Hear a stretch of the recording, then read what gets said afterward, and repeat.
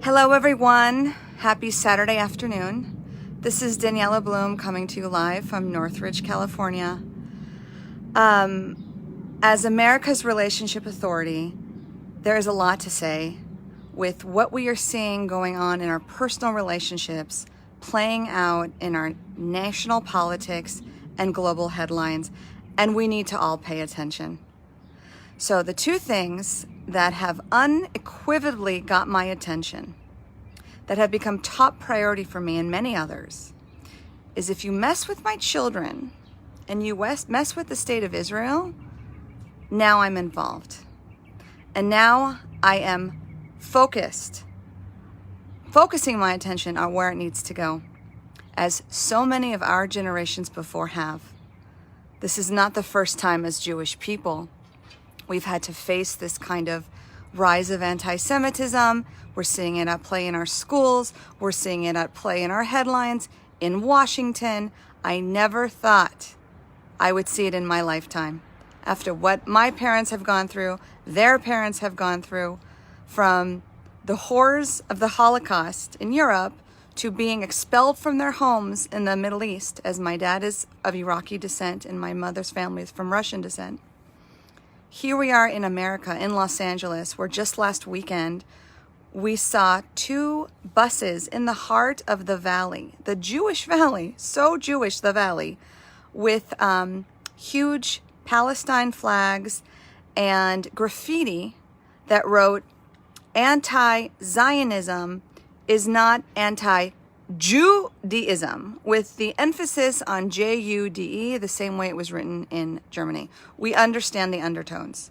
We understand that the message is absolutely anti-Zionism is anti-Semitism, because as we hear the chants of the Palestinian rallies, from the river to the sea, Palestine should be free. There's no chanting of coexisting with our Jewish brothers and sisters. There's no talk of peace. There's no talk in walking side by side. It is from the river to the sea, Palestine should be free. So when you are anti-Zionist, when you question Israel's right to exist as it already exists and will continue to exist, it is Jew hate. There's no other way about it. And all of us need to pay attention. As we know, the Jewish people have, the rise in anti-Semitism throughout civilizations has been the canary in the coal mine. We are seeing so many parallels play out, and it starts with things like critical race theory, which was very similarly taught in the same sentiment in Nazi Germany. This idea of socialism and oppression and identifying people by race. We are going so backwards, and people need to pay attention. I know it's hard to see. I know it's hard to endure. It's uncomfortable. It's not enough to be uncomfortable. It's not enough to be uncomfortable, okay? Every single person who's watching this can do something. And if you want to know what that is, feel free to DM me, but I'm going to give you some things right now, okay? First of all, if you're an LAUSD parent, Wednesday at 5, we're doing a town hall meeting. This is not just a Jewish issue. This is open to the community. We need our allies more than ever. 5 o'clock this Wednesday at the Sheffer Center. We're coming together as parents, as teachers. We really need to start getting the power back to the teachers. As I learned this, I was shocked to learn this, 12% of teachers vote in the teachers' unions. 12%! 30,000 teachers, only 12% have voted for our wonderful president. Cecily Cruz has been a nightmare, has been a racist nightmare. It's not enough that she has withheld education for our children practically the whole year, but blatantly anti-Semitic comments, white supremacy comments galore, and we have pages and pages of compiled evidence as we are in the process this last week, a week-long expose of just how racist and anti-Semitic she actually is, when she should be focusing on putting the best needs of all our children first. Every single child, Jewish, Asian, any background, any religion, has a right to feel safe and comfortable at school. With the teachers' unions now getting involved with foreign policy, passing resolutions to reject Israel aid, potentially passing a resolution to be pro-BDS, What the hell is happening, guys? You don't have the luxury to sit idly by. This forms the next generations of our children. This is America, okay? So there is a flyer already on my wall. If you want the flyer for me to send that to you directly, just DM me. This is top priority for me, okay? That's number one.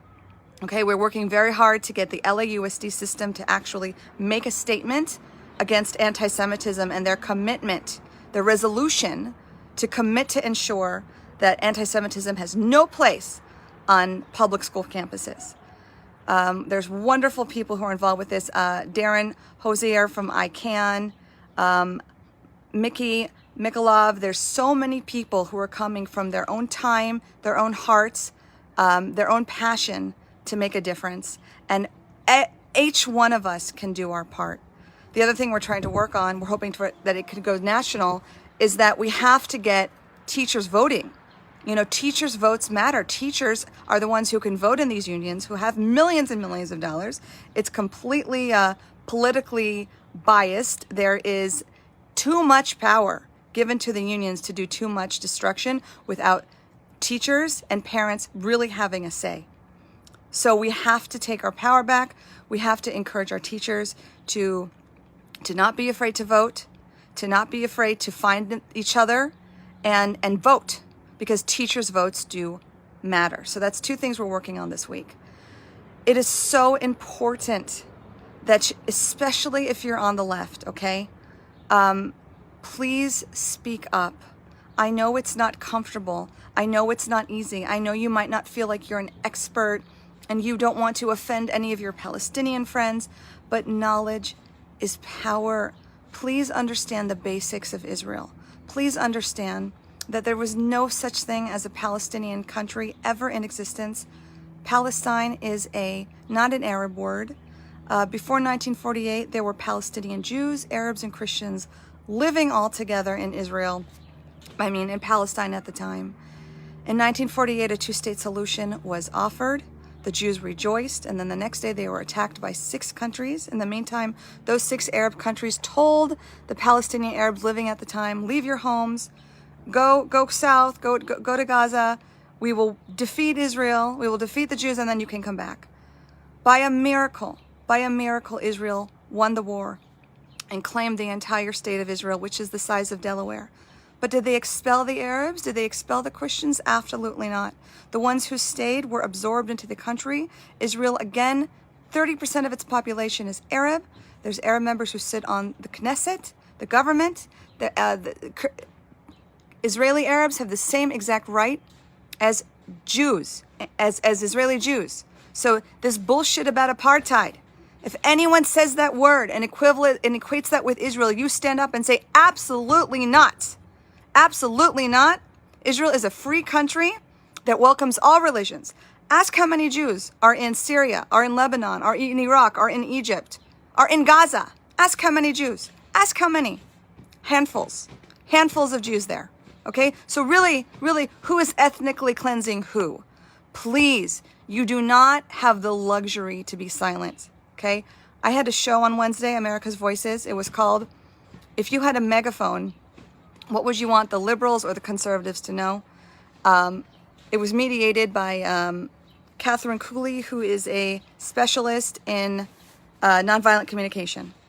I had a sweetheart of a guy on the show. I'm not going to name his name. I'm going to protect his identity. But it was a very, very frustrating experience for me.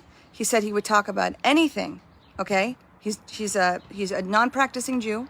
He would talk about anything. He'll talk about critical race theory, Black Lives Matter, voter rights, climate change from a liberal perspective. But if I were to bring up Israel, he would hang up the phone. And I said, why? And he's like, because people could die. And here he had an opportunity to educate himself, to have an open dialogue, to bring back this information to his community. He would do one on every single subject but Israel. What does that tell you? What is he afraid of? And there's many like him. I'm disgusted at Chuck Schumer for his one-liner condemning anti-Semitism. I'm disgusted with the 10 Democratic senators who actually wrote a letter, not even chastising Ilhan Omar, but basically saying, clarify, Clarify what you meant about equating Israel and the U.S. with Hamas and the Taliban. Can you clarify? Not even apologize. Can you just clarify? And what was her response? Oh, how dare you? You must be Islamophobic. How dare you? I feel violated. It must be because I'm Islamic. I'm Muslim and I'm brown. It must be. Everything is not always about racism. It can actually be because we are also offended and concerned about our own anti-Semitism hate crimes that are greatly increasing at a rapid rate, not coming from the far right now, coming from the left. And understanding that when it comes from the far right, the Conservative Party is the first to condemn it. Its silence is deafening on the left. Silence is deafening. And I understand. I used to be a liberal too. We side with the underdog. You know, the NAACP was started by Jews. You know, by the way, MLK, may God rest his soul, was a Republican. Okay? He fought so hard to not make it about race or color of skin, but the content of character. Abraham Joshua Heschel, the rabbi whose my day school was named after, walked with MLK in civil rights. We understand the injustice of being labeled and minimized and inferiorized because of the color of our skin and our religion. We understand that pain as minorities, okay? But critical race theory has Jews as white privileged and don't fit into that minority. Even though if you take a DNA test from any Jew in the world, our DNA comes back to the Middle East. We were expelled from our lands and forced to assimilate. But many of us don't come from European descent. We also come from North Africa, Middle East, okay?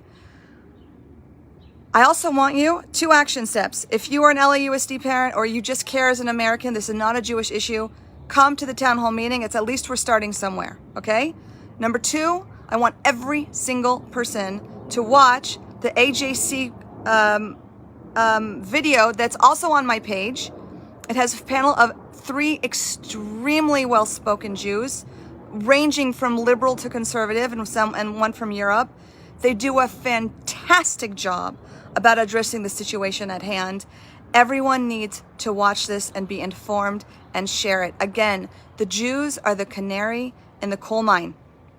Okay? We have to pay attention to this. Biden, okay, I met him at AIPAC. I know he's pro-Israel. He's a nice guy, but he's not all there. Okay? He's not in charge. We all know this. It's not enough that he condemns Israel and in the same breath brings up other isms, that we should be vigilant on this ism and that ism. No. No. His stance needs to be much stronger and more definitive to drive this message home. And to all you Jewish organizations out there, we need you to come together. Put your egos aside and come together. We are millions of Jews in Los Angeles, and I can't understand why we're not doing more. Okay? The Israel rally that happened a few weeks ago, the turnout was phenomenal. And it was a grassroots event that started from people who cared, and it branched out. And we need more people together to come together so we can do another rally, whatever it takes, okay? Whatever it takes, because the time is now. You must speak up. I know this is not easy. I know this is not easy, but we've been down this road before as Jews. And we don't stop standing for our religion and our country. And you don't have to be religious to share this sentiment. Okay? This is the story of our people. We are here for a reason. You know, it's amazing to me that this tiny state of Israel, the size of Delaware again, that's pretty new. It's been around for 70 years only. And you can't go a day without Israeli technology. It truly is doing its part of tikkun olam, of repairing the world. Can you just leave it alone? Can you just leave it alone? Could you take even a fraction of your energy with all the other issues you're fighting and educate yourself about Israel? And I don't know, focus on other areas like the human rights of Syria. It's heartbreaking. They've been in a civil war for years at this point. You want to talk about human rights violations? Let's talk about Syria. Let's talk about the fact that Egypt and Jordan have closed their borders to Palestine too, to the people of Gaza too. How come there's no uproar to Egypt and Jordan to demand that they let the Palestinians in? How come that's not happening? It's only Israel. Why? What's the difference, people? What's the difference? There's 56 Arab countries, but it's Israel that's the most offensive to the Palestinians. What's the difference? I'm sorry, what? Oh, right. We're Jewish. We're Jewish. Shalom. We're Jewish, and we're here, and we're not going anywhere, so get used to it. Free Palestine is not supporting the underdog. You want to support the underdog? You educate them on empowering them to free Palestine from Hamas, their terrorist organization that silences their voice also. All the aid that Biden has now greenlit, you think Hamas is going to divvy it up to the Palestinian people? Okay? Israel withdrew from Gaza. Many Jews don't even know this. There is no Israel military, there's no Israel presence in Gaza. What's in Gaza? Bombs toward Israel. This is not about land. The Israelis withdrew. They said, you know what, fine. Here's all of Gaza. It's under, your control. Do with it what you want. God bless you. They took all the Jews out. They took all of the residents out. The Jews left thriving crops, thriving commerce. Hamas had them destroy everything because Israelis touched it. Never mind that it could have made the economy better for the Palestinians. How many generations can be in refugee camps? It's time to start taking personal responsibility. Okay? Stop blaming something that's out of your control. Get an education, contribute to your family, contribute to the world. This is a Judeo-Christian value. And that also is a conservative value. At the end of the day, what can you control? What do you want to see better? Because taking all that anger and bandwidth against the other, what a surprise that Black Lives Matter and Free Palestine are exactly in alignment. We knew this from day one. I think many people on the left did not know this. Many of us knew this. Let's just turn all of our energy and want to dismantle America. BLM, train Marxists who are against institution of the family, institution of the religion, institution of our country, of our democracy. So of course, Free Palestine, Israel's the oppressor, America's the oppressor. We hate you guys for being so free. Don't you see our pain, our victimhood? We get our identity from our empowered victimhood. And we, Israel and America as the codependents, are like, okay, I guess we'll people please and we'll kowtow because you're just babies with tantrums and megaphones and you're so loud. Oh, you're so loud. I guess we'll give in. We'll give in. We'll give in. Stop giving in. Stop giving in. Stop being silent. There is knowledge is power, and then after that is action. Inform yourself, get the facts clear, and educate. And I have to say it again, being pro-Israel does not mean being anti-Palestine. The majority of Israelis want peace with Palestinians. Do the majority of Palestinians want peace with Israelis? I'll wait. When you see in your social media people saying free Palestine, free Palestine, free Palestine, I dare you to comment and say, our heart breaks when there's a Palestinian casualty. No one's life should be lost. No innocent life should be lost in this conflict. Can you say the same for Israeli children? Silence. Try it for yourself. So see how much sinister the message is underneath something that sounds, progressive. Black Lives Matter, of course they do. But it's a sinister organization because not all Black Lives Matter, just the ones that support their agenda to take apart the institutions. Free Palestine, yes, Palestinians, they're all smushed in Gaza. The Israelis have everything. Oh, but wait, it's sinister. The Israelis are not there. Hamas has all the power. Hamas doesn't want to make peace with Israel. They want death to Israel. You can't make peace with that. Go underneath and get informed. Do not stay in your echo chamber Bible. Inform yourself and show up. We need you guys to show up. Don't feel so overwhelmed that, am I going to make a difference if I come on Wednesday? Am I going to make a difference if I educate one friend on the facts of Israel? Yes. Yes. Yes. Yes, you will make a difference. Yes, you will make a difference. Some of the most prominent, impactful people in our Jewish history have been Jews on the fringe, Jews who have not been necessarily so affiliated, but they got inspired and they got going. How do you think we won the war in 1948? Think it was a bunch of religious people? No way. No way. We need all of it. We need to all stand together. From secular to religious, we need to stand together. This is not the time to have infighting and who's more religious and who's the real Jew and blah, blah, blah. We are all Jews. We are all Jews. We need allies, and we have many of them. We have many of them. I have the most amazing Christian friends, the amazing Asian friends, Latina friends, people who stand with Israel and understand our freedoms and understand that this is an American value. This is why people have come all over the world to live in America, because we have a right to be who we are. And if it's going to be the Jews today, who is it going to be tomorrow? We are the canary in the coal mine. So get going, people. Wednesday at 5, watch the AJC video on my page. Share it, share it, share it. Commit this week to educating at least 2 people who do not know the basics about the facts of Israel. The other thing I want to add to that, two-state solution was offered a number of times since 1948. Each time it was rejected. Remember, this is not about land. Please internalize that. This is not about land. What's going on in Israel, it's not about land. It's about Jewish hate.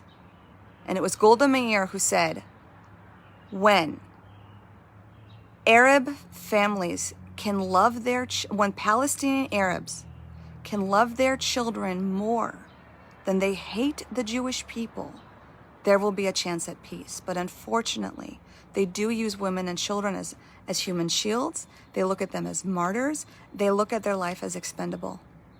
And that's tragic. And that's tragic. So you cannot make peace with people who've been brainwashed to hate. You can't do that. But you can empower. You can empower the Israeli country, Israel, by standing with them as our allies, because we share the same values. What does a codependent have to do? I have a whole paper on this. When you are recovering codependent, when you go through a divorce with someone who has been high conflict, whether it's a narcissist, an alcoholic, someone with anger problems, right? Who's the spouse to that duo, that dysfunctional duo? It's the codependent, right? The one who's trying to fix, the one who's trying to rescue, the one who has weak boundaries. What does a recovering codependent have to do? They have to be able to say, my needs are just as valid as your needs. They have to strengthen their boundaries. They have to learn to say no. And this is exactly what Israel is doing and needs to do. And America needs to support them. And America needs to grow a pair too and start putting some stronger boundaries down and stop being such a codependent to the woke left. Jesus Christ. What else is it going to take? I want to see stronger leadership. We each need to do our part. Thank you so much for listening. God bless each and every one of you. And God bless America.